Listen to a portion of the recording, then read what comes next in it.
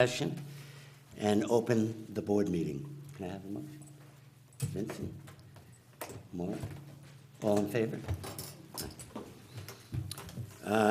We had Tom Abinanti. Do we want to do this pledge and the... Oh, sorry. Well, we have the Pledge of Allegiance. I pledge allegiance to the flag of the United States of America and to the republic for which it stands, one nation, under God, indivisible, with liberty and justice for all. I have the prayer. Okay. So I just want to acknowledge that this is the last meeting of the year.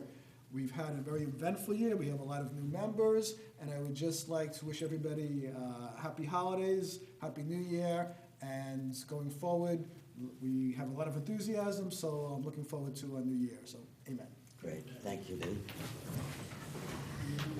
So Tom, doesn't look like Tom is here right now, so we're gonna move to a presentation by Isaiah Rerrie on his Eagle Scout project, and Trustee Nicole Sullivan has worked with the Girl Scouts, right? And I work with I actually met the Rerrie family through Cub Scouts when his father was the Cub Scout master, Oh, wow. which he'll be back in a couple of years, I guess, with one of their other sons who's now, yeah. But yeah, this is good. We're looking forward to hearing about it.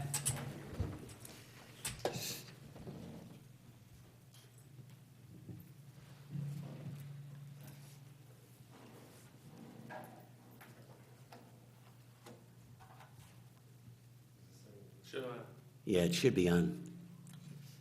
My name is Rerrie, and I'm a senior in Dallas High School. I'm also a Boy Scout and Troop 24. I'm currently working on my Eagle Scout project, which consists of building flower beds, a bench, and cleaning a portion of Rooker's Creek that passes through the Sacred Heart property. This past September, I walked around the Sacred Heart grounds, and when I went down towards the creek, I noticed that there was a significant amount of garbage in the area. I asked the church custodian where the garbage was coming from. He told me that the source is primarily the commuters who wait at the bus stop.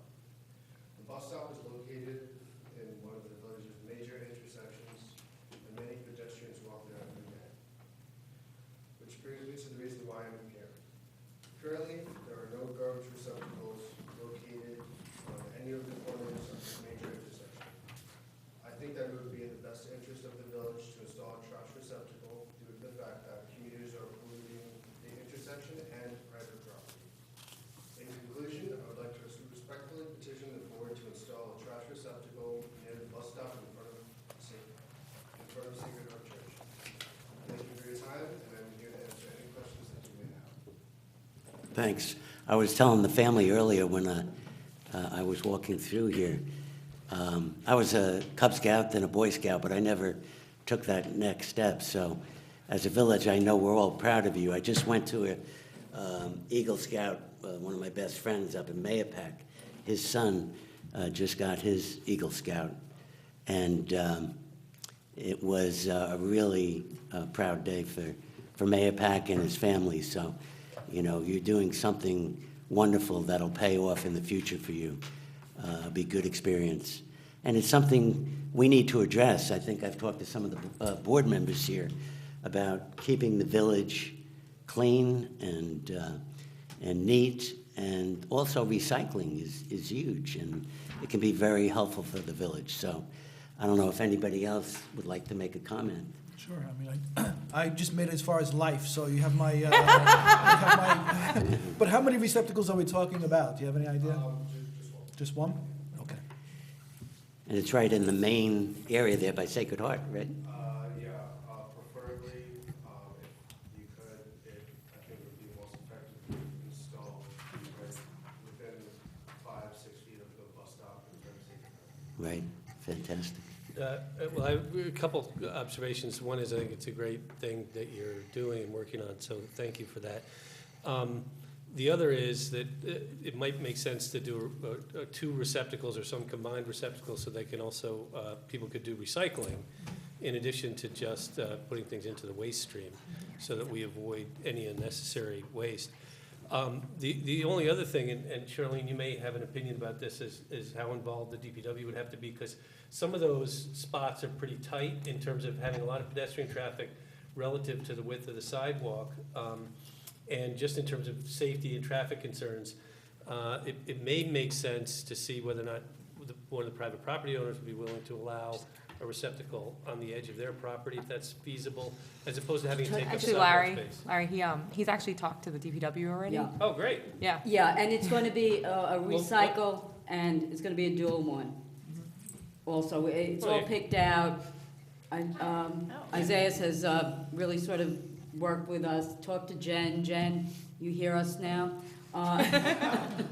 Has spoken to Jen already. I think that being a true Eagle Scout, he covered all the bases. What can he do next? Always prepared? Keep him going.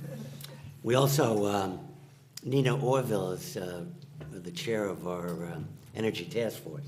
They're actually changing the name of that to the Sustainability Committee.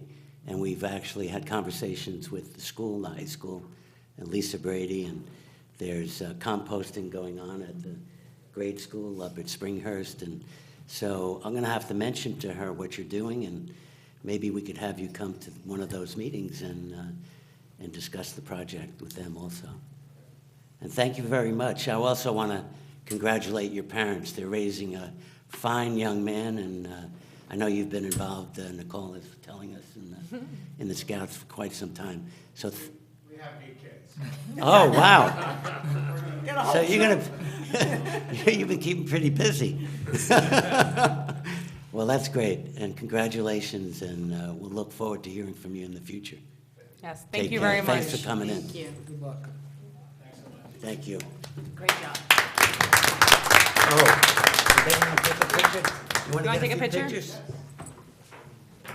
How do we want to do this? I don't know how You want to get us all up front? Sure. Just you, Mary. We're all Just good. me? We're all good. Well, they got lucky.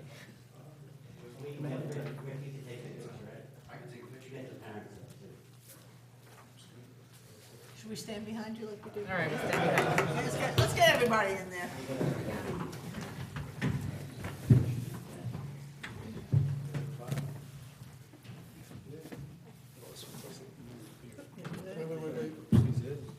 There we go. So we're gonna make meetings.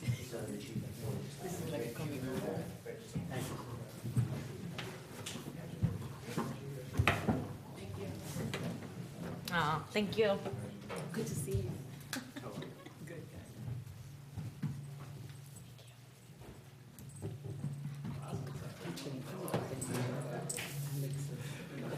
For one of their kids? Oh, I don't know. I don't think so. I don't think so.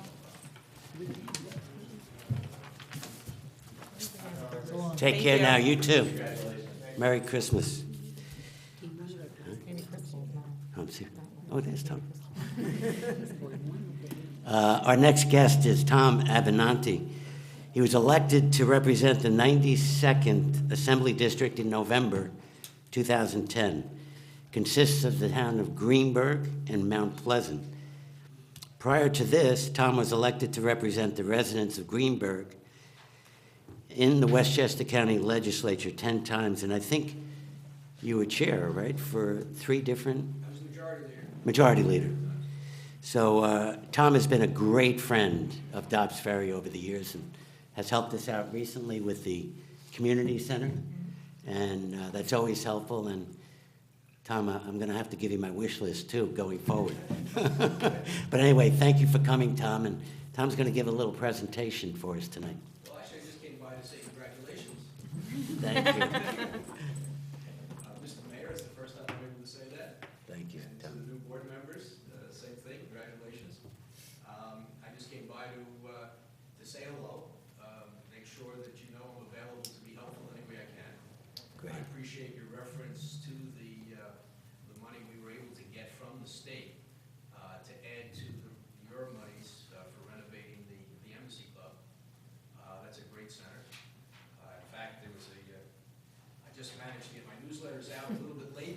I saw that. But if you see, there's actually a picture of the groundbreaking at the community center in there. It's actually the one that just arrived today, I think, or yesterday. Yep, there it is, in the latest newsletter. Anybody watching at home or anybody here who hasn't seen these, please read them.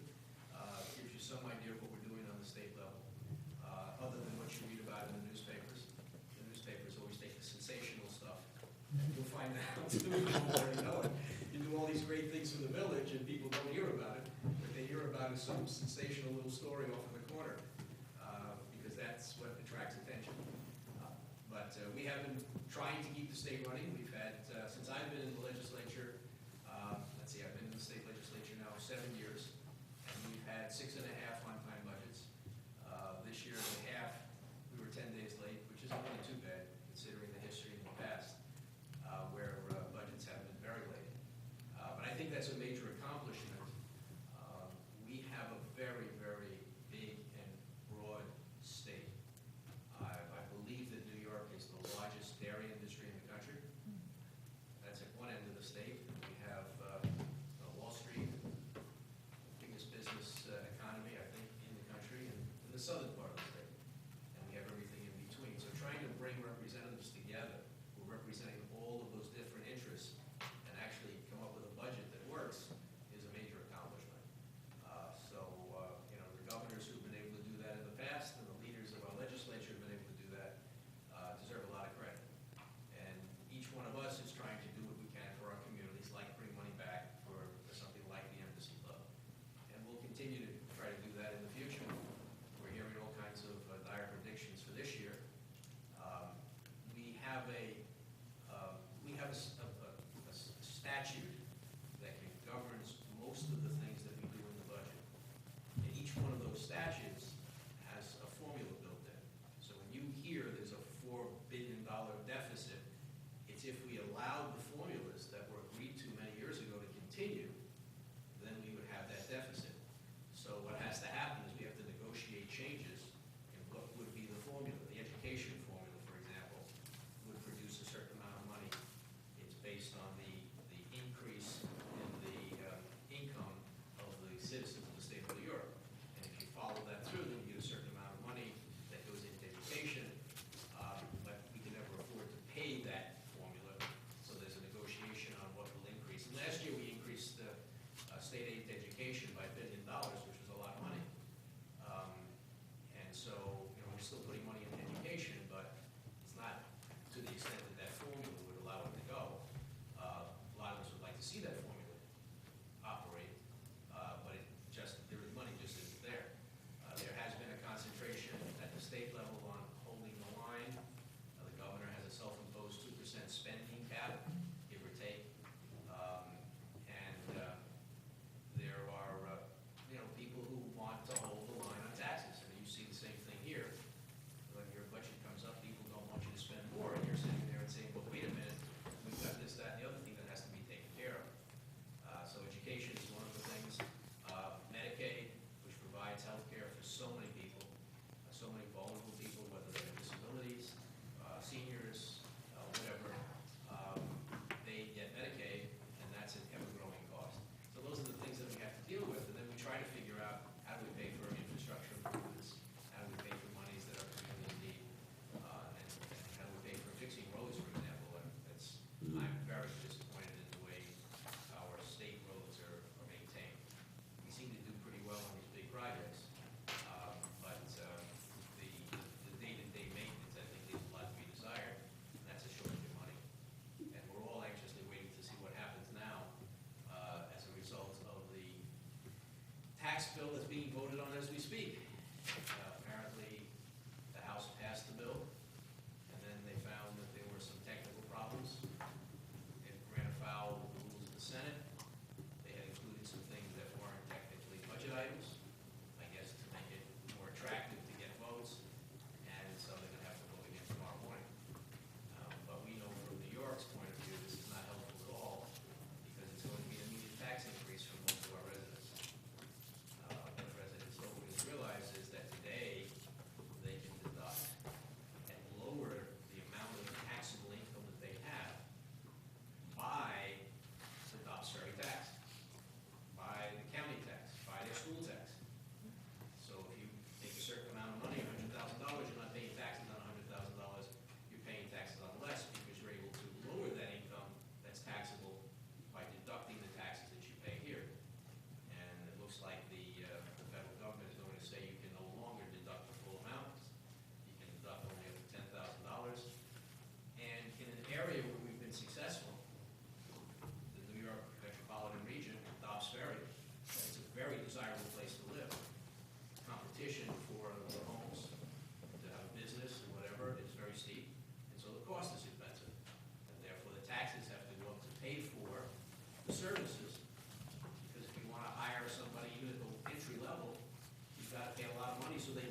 close enough to Dobbs Ferry to be able to work in Dobbs Ferry. And so the public doesn't, I kind of belabor this point, because people don't really understand all of that. They just look at it and say, why are my taxes so high? Well, we've been successful here. We've done well here. We're a victim of our own success. And if you want the services that Dobbs Ferry offers, you have to pay for the services that Dobbs Ferry offers. If you want the services that the state of New York offers, you have to pay for them. And up until this point, there was that benefit of being able to deduct them from your federal taxes. And that was almost, looks like a vindictive move by the leaders of Congress to say, we're gonna punish those people who've done well. We're gonna punish those people who provide services to their community and who pay a reasonable living wage to deliver those services. So that's my little speech, but this is what we're going into, starting on January 3. We're gonna hear from the governor as to what his plan for the state is, then we're gonna hear his budget. And a lot of it's gonna be influenced by what's happening in Washington. And we have no idea where we're going at this point. I'm waiting to hear what the governor's proposal is, and I'm waiting to hear from our Ways and Means staff to tell us how we're gonna respond. Now, they suggest we respond to it. I have some of my own ideas on how we should respond, but we'll see what they come back with. What we did last year, my newsletter covers some of the items. One of the things that we did do, that we got for this area, I don't think it helps you yet, but we did get a bill passed which would allow for you to impose a room tax, an occupancy tax on any hotel in your community. If I'm not mistaken, you don't have any hotels in Upstate. Yeah, we just, we'll be opening It's not a- very shortly in Rivertown Square. Okay. Well, I was at Ardsley last night, and I found that Ardsley just got $60,000 last year on the 2 little motels that they have. So that was a nice surprise. They didn't expect that much money to come in on the basis of this. Greenberg is expecting that they will bring in $1 million for the entire town of Greenberg. And what this is an example of a non-property tax revenue source. And I think we have to look for more of them. So if you have any ideas, as you're in office and you come across some ideas like this, please come to me.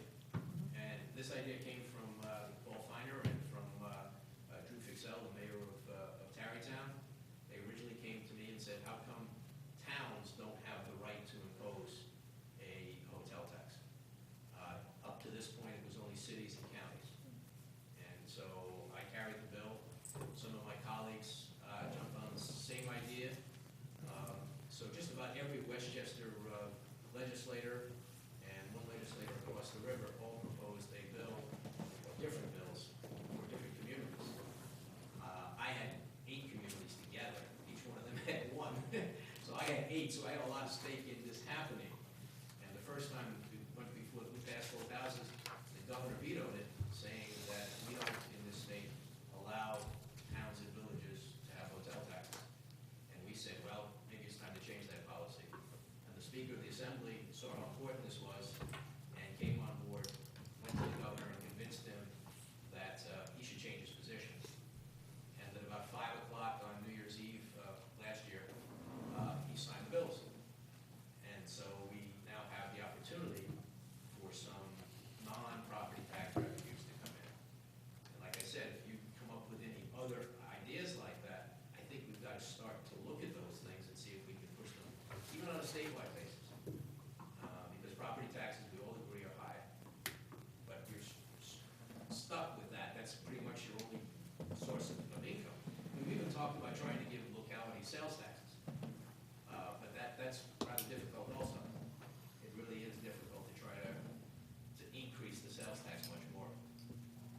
We may hear a request from the county for an increase in the sales tax.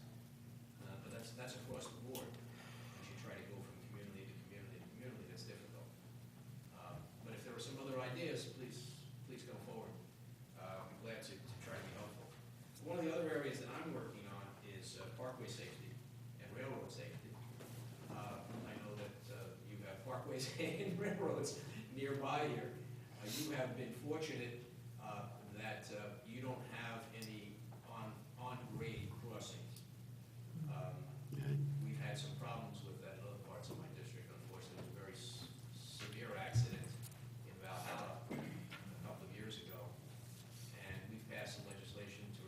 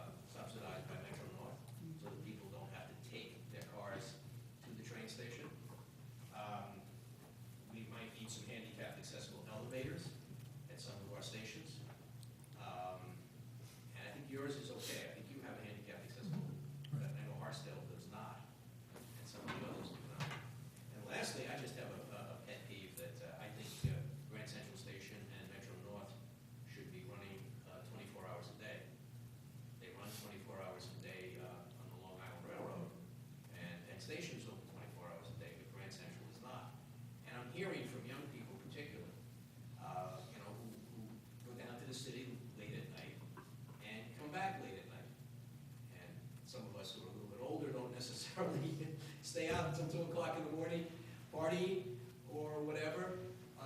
But I've heard lots of stories of young people who get stranded down in the city because they missed that 1:55 train, which is the last train back. They don't want to drive, and cabs or Uber are way too expensive. And so they want to take Metro North, but the next train doesn't come until 5:55 in the morning. So that's a 4-hour span where they have to hang out in the city, or they may go to clubs and are done at 3 o'clock, 4 o'clock in the morning, want to come back. But I've also heard it from working people. One contractor contacted my office and said, I have the idea, said I have to be in the city at 6 o'clock. I've got to set up for my men to come in and start working at 7:30.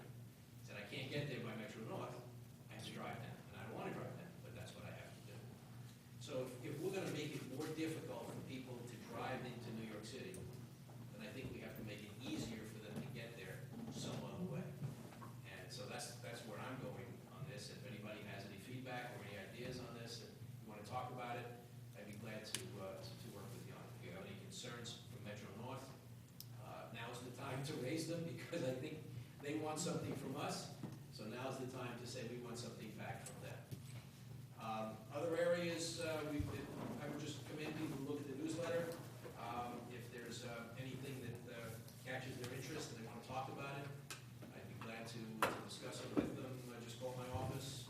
A little plug, it's 914-631-1605, 631-1605. So any constituents have a problem, we're there to be helpful. And if we can't help you, we'll try to direct you to the places that can. Great. Thank you for giving me Tom, time to say thank you very much. You're a great friend Thank of you. Dobbs Ferry. Anybody have any questions for Tom? You know, we'll love to work with you on, I know we're facing a very serious situation with budgets because of the new tax bill, especially in New York, and that comes down to the local level. Yes, it does.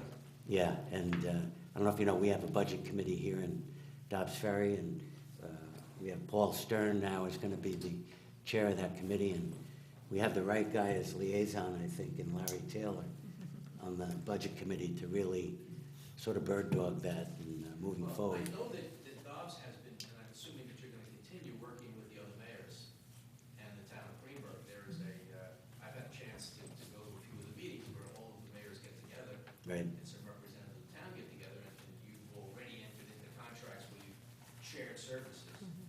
I'm thinking that we're probably going to have to do that more on the county level. Yeah. It's hard to do it village to village.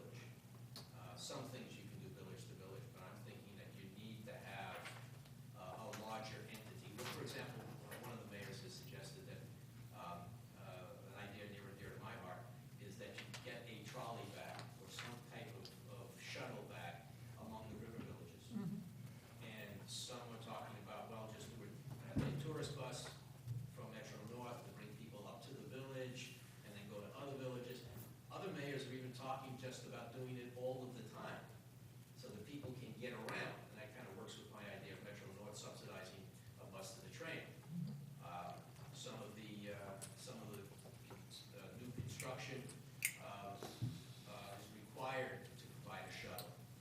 I know in Sleepy Hollow, they're talking about that their new contractors down on the riverfront will have to provide a shuttle to the train station.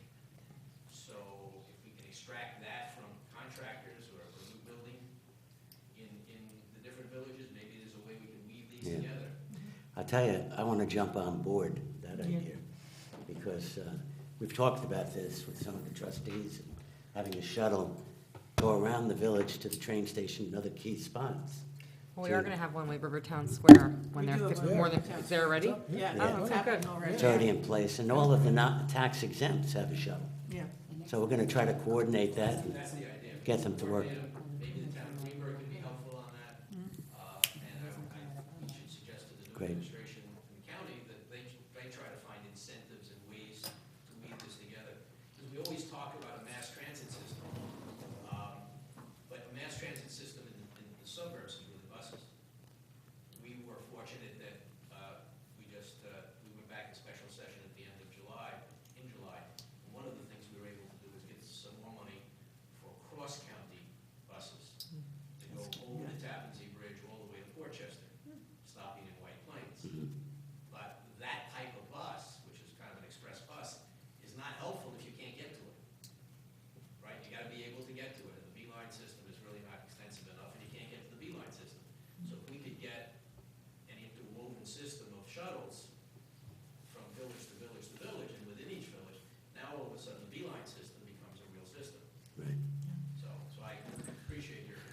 Well, thanks, and if we can, maybe pilot something like that, working with the county or the state, we'd love to be able to, and we'll keep you posted on that.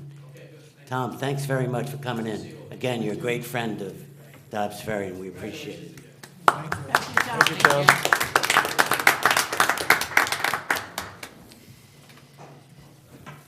Okay, we need to.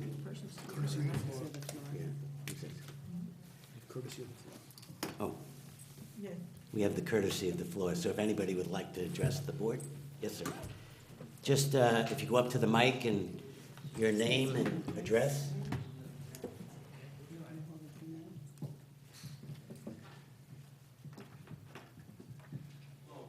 Hi. I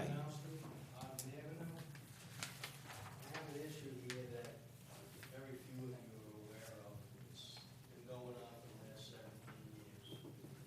I'm going to go around about a little ways, but I'll get to the point. In the 45 years I've lived on Ogden Avenue, before Walden Woods, Hunter's Run, New DPW, and the last development, Rivertown Square, it was always stated by the Board of Trustees that these developments were needed because we needed a new tax base. During the proposal of building a new DPW at the selected site, the cost was set at $3 million.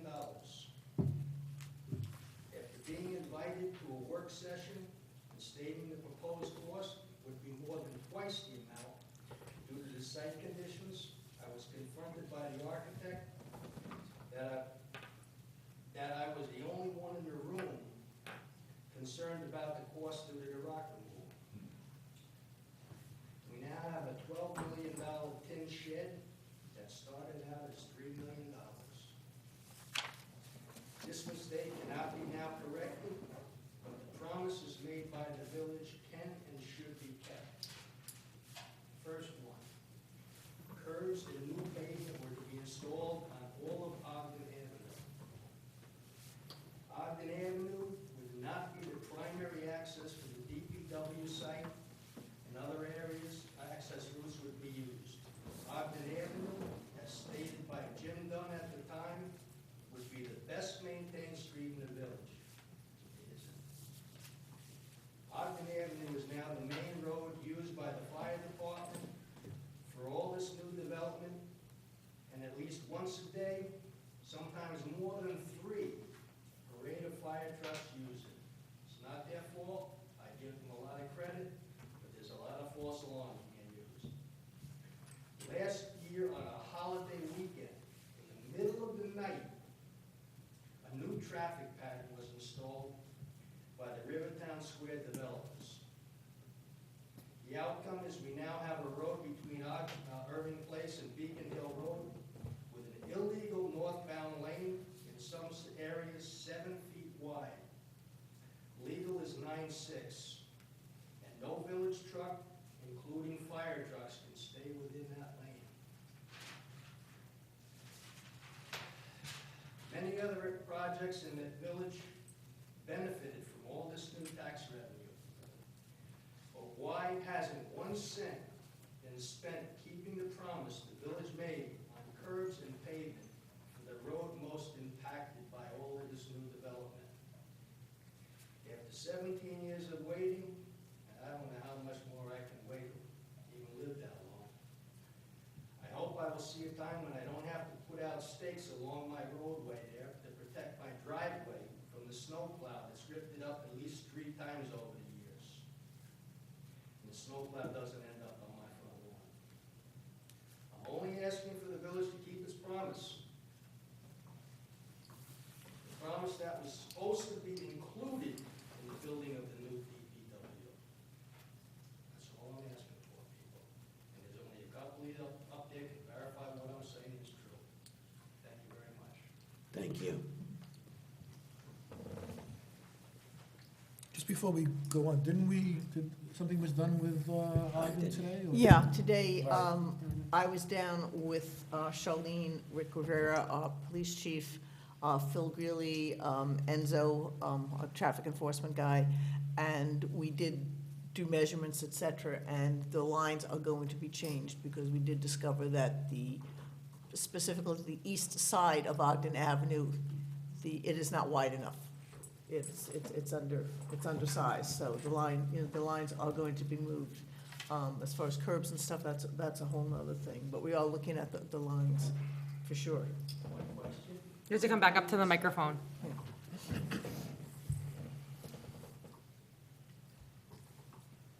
When they change this pattern, would there be a village inspector on the site? I hope someone will be there to watch these people, because I don't. I have requested for that, yeah.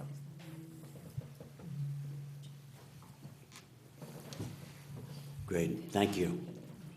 Hi, Alan, how are you? Hi there, I'm fine. So Alan Harris, 39 Rochambeau Avenue. I am here on item number 1, but as long as there's the courtesy of the floor, and I don't want this gentleman to feel like he's the only one in the village who complains, so I'm going to add a complaint.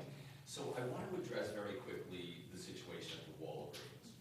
So basically, the parking lot is littered with trash all the time. Now, I see the folks on Main Street at Rochambeau Liquors, the nail salon, what have, they're meticulous about cleaning the sidewalk in front of their place. I've complained to the manager at the Walgreens. She says, well, we have a contract with someone. Clearly, whoever's got the contract isn't doing the job, or the contract doesn't say what it has to say. So my question is, who's in charge here?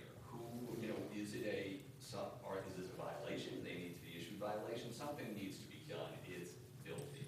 So that's issue number 1. Issue number 2, I saw a sign suggesting they were going to open 24 hours a day. And as I recall, speaking of promises that were made, when it was built, and a number of people, including myself, objected to it. I am almost positive that the promise that was made was that it would not be open 24 hours a day. The feeling was if it's open 24 hours a day, there'll be more crime, there'll be more litter, surprise, surprise. And so that's also sort of leading to my second question, which is, what's the deal with that? Are they allowed to be open 24 hours? Are they doing it? They're not allowed? And Right. so I just wanted to leave that. Well, I think they have been open 24 hours. I think I've gone by there.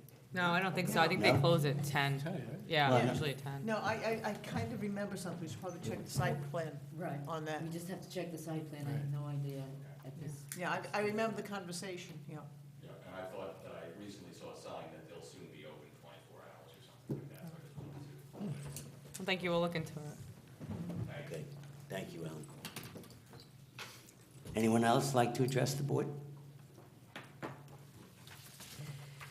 Okay, we have a motion for a public hearing on January 9th, 2018 to amend Chapter 40 of the Village of Dobbs Ferry Code. And Darius, you want to comment on this? Sure, Mr. Mayor. Alan Harris, Chair of the Ethics Committee, emailed the former mayor and myself a few months ago about minor revisions to the ethics provisions of the code. So we presented it to the board to schedule this hearing. Alan's here to give a little breakdown of what they're proposing for you to consider at the next meeting.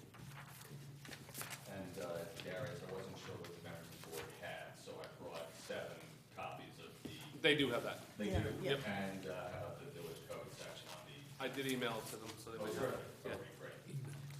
So before I get into the nitty-gritties, and I promise to be brief, I did notice that the date on the agenda is January 9th, is that correct? That's the second That is Tuesday. the second, yeah, So Tuesday. I'm actually going to be out of the country from the 3rd to the 10th, so if we could just modify that so that I could be at, presumably I don't want to present that. Could do it at the following We do it the meeting, 23rd? 23rd? I appreciate that.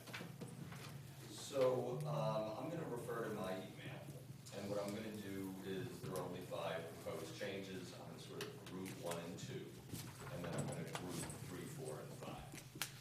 So, let's talk about number 1 and 2. 1 and 2 deal with a section of the Dobbs Ferry Code of Ethics that addresses conflicts of interest. And when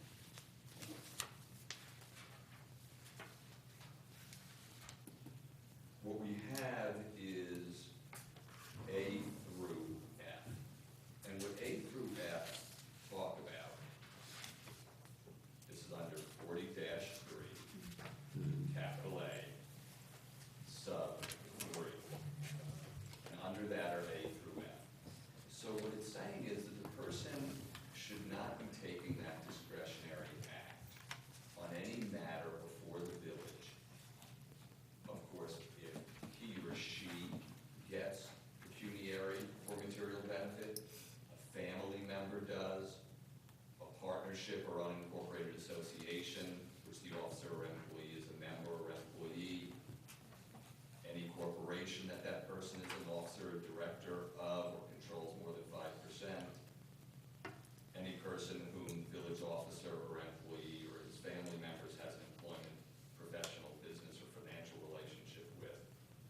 And then lastly, any person from whom the village officer or employee or his or her spouse has received within a 12-month period during the previous 24 months a pecuniary or material benefit having a total value of greater than $2,000. So we understand what's going on here, right? What it's saying is if you're going to be making a discretionary act, you're going to be acting on behalf of the village, you can't have a conflict of interest. You can't award it, for example, to your husband or your wife's employer, because maybe then they're going to take care of your husband or your wife in exchange for your doing this discretionary act in their favor. So why has the bill, and by the way, I'm speaking as the chair of the Board of Ethics. I did not make this decision myself. I did this in consultation with the other members. This was unanimously voted upon, and everyone on the board supported this. So what are we trying to do? We're basically trying to expand the law slightly, because during consideration of one of the matters that we had, we read this provision and we thought, well, this is a little bit odd. It doesn't quite go far enough, and it's not clear why it didn't. So let's just talk briefly about 3E. So any person with whom the village officer or employee or his or her family member has an employment, professional, business, or financial relationship with. Well, presumably, it shouldn't just be a person. A person is not a defined term here. It's not broadly defined to include corporations, as it what sometimes happens in the law. So we're simply suggesting that instead of saying any person with whom, be any person or entity with whom the officer or employee and his family members, et cetera, et cetera. So just a simple expansion. F, same thing, it just addresses a person. We're suggesting you add or entity. And then jumping to the last 3 of the 5 proposed changes. By the way, if anybody has any questions, if I'm going too fast, just jump right in. Don't have to wait till the end. On the final 3, they basically deal with recusal and disclosure when a village employee or officer should not participate in a matter. So this, for example, would involve the members of the village board, and you're trying to decide whether you should vote on a particular item on the agenda, and when would it not be appropriate. So for 40-4B is similar in many ways to 40-3A. And the first 2 changes to that section, what I number 3 and 4 in my email, do the same thing. They just add or entity to person in order to expand that provision. And then lastly, number 5 will actually not be needed if 3 is changed, but we could in 5, because in case for whatever reason 3 is not changed, 5 actually should be changed to make these 2 provisions consistent with each other, meaning 40-4 would then be consistent with 40-3. Great. Anybody have questions?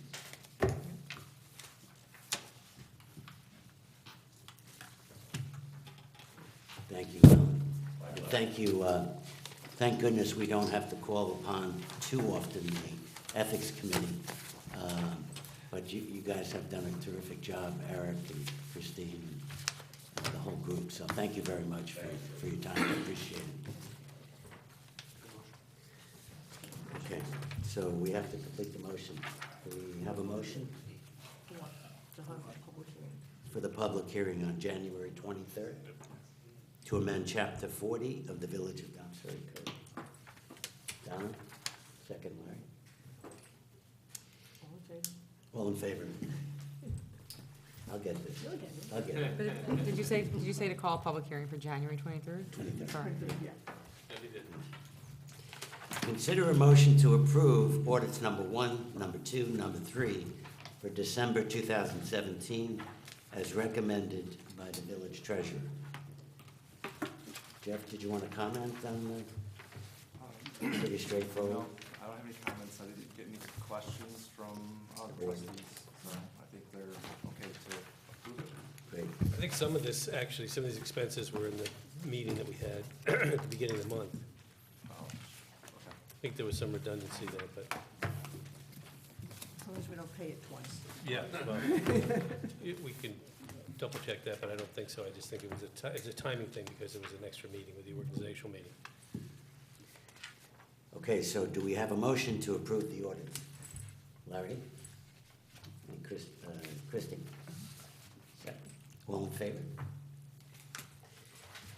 Consider a motion to authorize the village administrator to enter into agreement with the Village of Ardsley to retain McCarthy, Finger, LLP, Daniel Posen, partner to renegotiate the franchise agreement with Altice, AKA Cablevision. Charlene, As you you, want to comment? yes, as you may remember, we did this, we retained this firm as a group. Actually, it was a much bigger group from the village officials committee. And that really goes into what was being said by Assemblyman Abinanti, that we collaborate in these certain issues. The Cablevision is, it expires on December 31st. We have been in negotiation on and off with them for a period of time. It's going to be a very difficult negotiation because FCC regulations are changing as we speak, and they're not in favor of villages or municipalities. But be that as it may, we're going to go ahead and do it with this. We've been negotiating with Verizon for very many of the same things. The FCC regulations also have that not very good position on what should be paid to municipalities. So it's always better being together rather than alone, and this is just one of the collaborative efforts we're making with other villages, because theirs expires December 31st also. We're not going with the other municipalities because they still have their contract in effect. Just so we're clear, it splits the legal fees between us and Ardsley. Yes, actually, Jeff has been very happy looking at their bills. It's very unusual for attorneys. No other questions? Okay, so do we have a motion to authorize the village administrator to enter into the agreement with Ardsley to retain McCarthy, Finger LLP, Daniel Posen, partner to renegotiate the franchise agreement with Altice and Cablevision? Maura? Larry, all in favor? Okay. Consider a motion to approve a request from Mr. Bill Singleton, Dobbs Ferry Little League, to hang banners for the 2018 Dobbs Ferry Little League registration on the fence at Gould Park and on the fence at Stop and Shop. I notice Bill is in the audience here. How you doing, Bill? Doing good, Bob. Little League, great. Anybody have any? Second? Nicole? All in favor?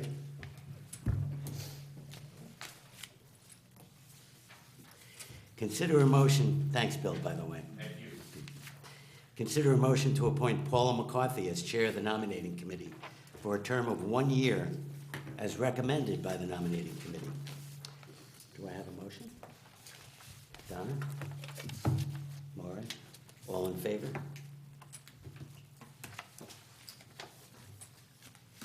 I'm going to miss the Nominating Committee. Me too. And so is Christie. It's been 25 It's the best years. committee. Bill, you're going to miss me? Gonna miss you guys, for sure. Everybody should try and join. It's the best one, whoever's watching. So good. Consider a motion to appoint Charu Agarwal, Jeff Gold, June Y. as members of the Library Board, each for a term of 5 years, as recommended by the Nominating Committee. And I noticed both are here tonight. Thank you for coming. I enjoyed your interview when you came in that night on it's one of my last acts in the Nominating Committee. Do we have a motion? Nicole? Second, Maura? All in favor? Aye. Congratulations and good luck. Congratulations, and thank you for volunteering. Yeah. Congratulations. In fact, we have Nicole, we have a meeting Thursday morning, right? No, that's not with the whole board. It's not with the whole board. Their next meeting is January 6th. They're having their annual Oh, okay. retreat. So you have the schedule for that. Thank you, though, for doing that. That's great. You'll add a lot to that board. Be very, very good. Consider a motion to appoint Brenda Scaparata, Megan O'Halloran, Annette Scaparata Noe, and Andrea Fisher as members of the Beautification Committee for a term of 1 year. Do we have a motion? Donna? Maura, second. All in favor? I think Mary Gerber is going to be very happy with all that additional help on this. She did a great job when you look at the Christmas decorations throughout the town, which is really good. So we have a lot more work to do as we move forward.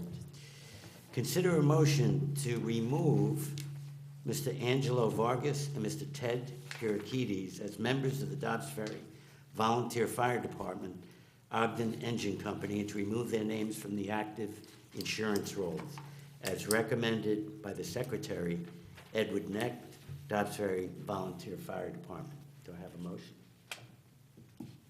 Donna? Second, Larry, all in favor?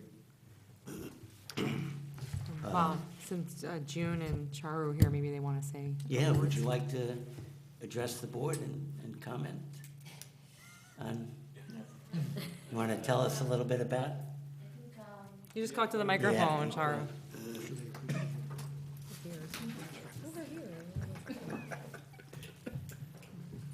Thank you for giving me the opportunity.